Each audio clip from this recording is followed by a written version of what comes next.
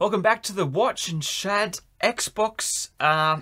They've had a few losses recently. Yes, weird stuff is going on with Xbox. There's a number of things that I've been noticing crossing my feed, and I find it a bit disappointing. Not because I've been liking Xbox more and more. They've been over the past few years. They've been more, from my perception, consumer positive. Does that make sense? Yeah, it does make sense.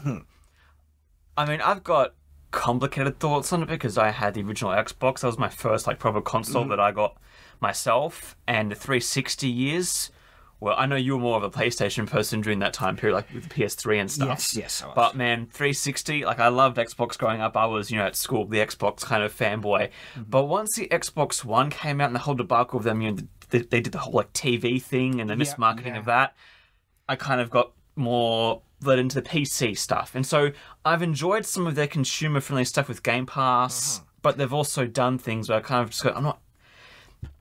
Yeah, it's back and forth for me. Well, see, because, I was all on PlayStation, right, during that time, and it was a couple of anti-consumer choices on PlayStation's behalf that really got me annoyed with them. I forget which version of the console it was when they brought it out, and it had no backwards compatibility. Right. And it had the hardware to be able to do it. They were purposely withholding the software for it to be able to read older discs, purely to force people to still buy older consoles because they wanted to flash. I thought that was really just that's a bit dirty. Why are you doing that? And they also released the next console lacking hardware in terms of being able to be a media server. And by the way, I think it was the PlayStation 3 that actually, the first release did have backwards compatibility and they removed it from it. And I got in early and I got the earliest console that had that backwards, and I thought that was awesome. I got that, but also really scummy that they removed a feature that was in the console already to begin with. Yeah. And then as the previous console could function as a media server, and they didn't roll out the next one with that one, again, to force people to still use the former console.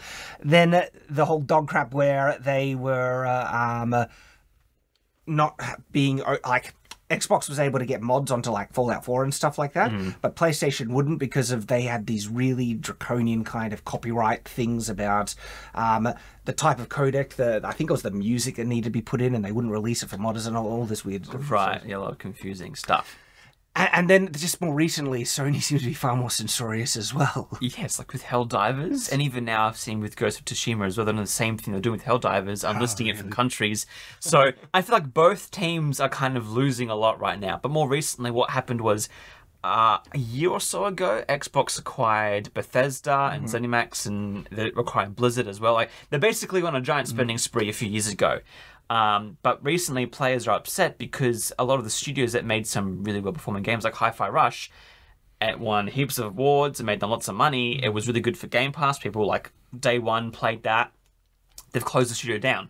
While those studios said we're working on a prequel, we're thinking of doing sequels, it seemed like they were being successful, and then Xbox has kind of, put the brakes on and closed down studios, which has been happening a lot this year with just games industry in general. But I think people are a lot more upset with, okay, it makes sense if, for example, the company that made the Saints Row game makes sense. Yeah, it makes sense. But the funny thing too as well, Hi-Fi Rush did fantastic. They're being closed down, but Bethesda made Starfield recently, which didn't perform so well, but they can still operate because they have bigger IPs. Bigger IPs, basically. And so I think players are confused because they're okay, if you are... Excuse me. Players are confused because if you make a poor-performing game, you get closed down, but if you make a good-performing game, you also get closed down. So it feels like no matter what people do, creatives can't make the games they want to make because big companies that end up owning them close them down for basically profits. It's annoying. I can absolutely see that. And then there's also been the thing about Game Pass being a terrible business model.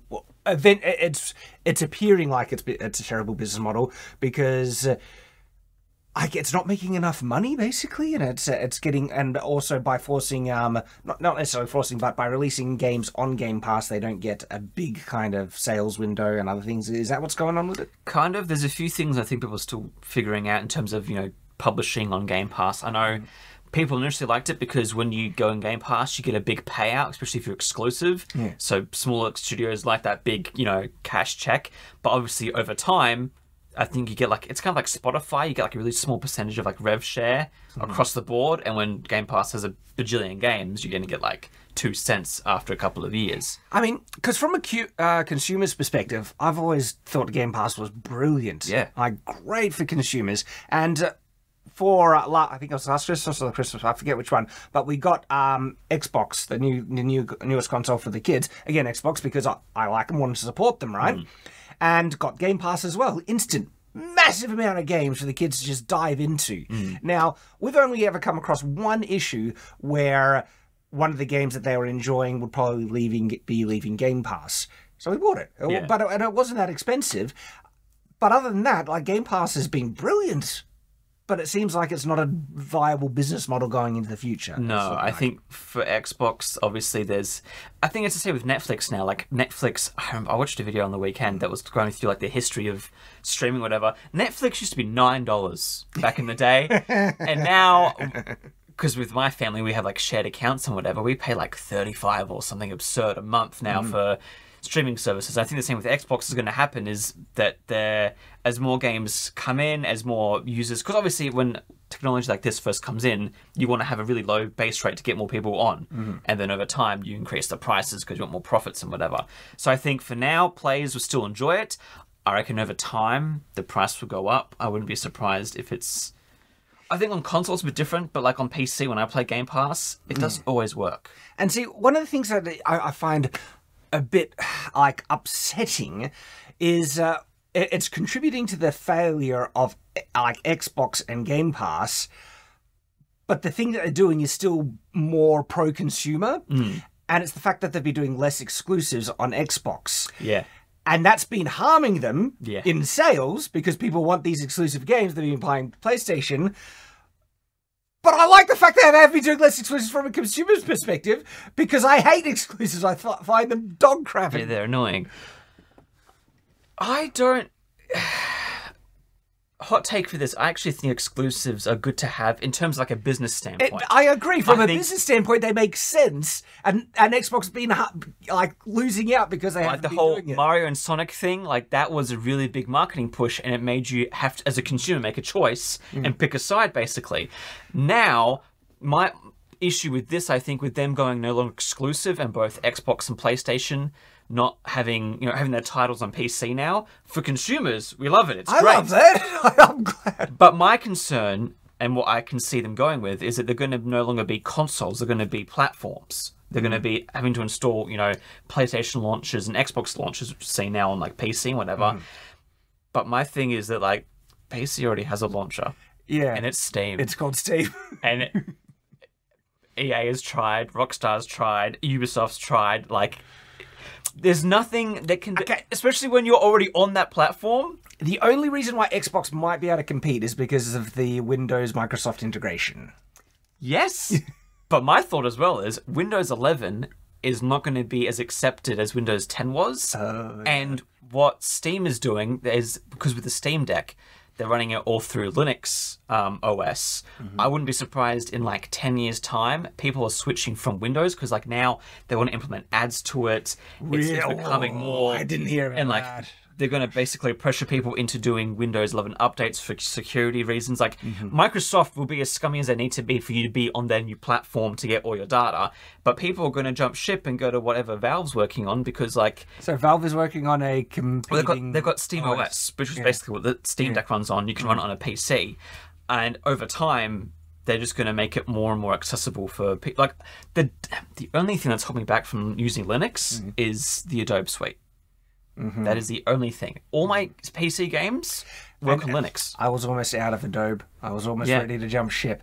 And then they integrated genuinely brilliant AI tools into it. Damn it, you pulled me back in. The voice to text is good. The generative fill and generative expand, Adobe Photoshop. The generative expand is the best AI outpainting I have seen and used, bar none so far. It just saves so much time not having to do it all by hand. You just it is so damn useful. Boom. And I'm not one or the other. I use both. I'm still full on Stable Diffusion, but having the AI tools in Photoshop is like, damn. But yeah, going back to Xbox, I think the issue that they're having here, obviously, is that the market's changing. They want to get out of doing hardware because that's not making them enough money. Like, is that their goal? Because that's what people are kind of seeing in the future, that they're probably just going to stop making consoles. That's what they said very early on, like in the early 2000s. They said, for now it's consoles, but in the end, they want to be all in the cloud, basically. Which they're doing now with streaming and being a platform. But I don't think it's going to work out for them because, especially when they become no longer exclusive in terms of their IPs and whatever, and they're on the same platform that other things like Steam are already on, people are going to pick Steam. Yeah, looking in the future, I'm wondering what I would do because I've never liked consoles. I'm a PC Master Race guy, right? Yet consoles serve a really useful purpose for me as a father in my family, for my kids, where it's a more restricted, system, where I can make sure. I know you can get onto the internet through them, but it's a lot harder to do it. You can restrict what they see on it. It's also a DVD, Blu-ray player as well, and it has a lot of utility on it. And so our Xboxes are really useful. But having said that, we still use the older generation PlayStation consoles that I still have from when I bought, but they're useful as DVD players. And so I still foresee a need for that type of hardware in the future. I don't think Microsoft's going to do it, though. And I don't want to get a PlayStation. Push you forward. But this is the thing. People have been saying, like, in terms of the current generation console war, PlayStation is winning in regards to hardware. Is that true? Like for me, I think they're both losing. Because, well, in terms of what's better, PlayStation, Xbox, people have been saying PlayStation has been winning it, but I see mainly that's because of its exclusives and stuff. To hardware-wise, our Xbox does everything we need. And yeah, my issue with the PlayStation is that I've used it to play Spider-Man and God of War, and like they're exclusives. I remember them saying that they're not going to have any for a whole year, which is awful for a business to not release anything. Basically, my PlayStation 5, it's just sitting there in the dust. I use my PC way more.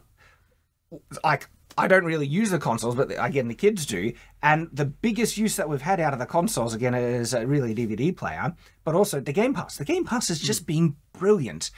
And so, with it not being profitable and having issues in terms of getting new titles on there and stuff, makes me wonder what the future will be for it, because it has been such a brilliant kind of consumer, offering, that if you take that away, then what? They just have their brands, basically, but they're going to bring those on PC anyway if they release stuff, which I like, but it screws over the console, Xbox itself.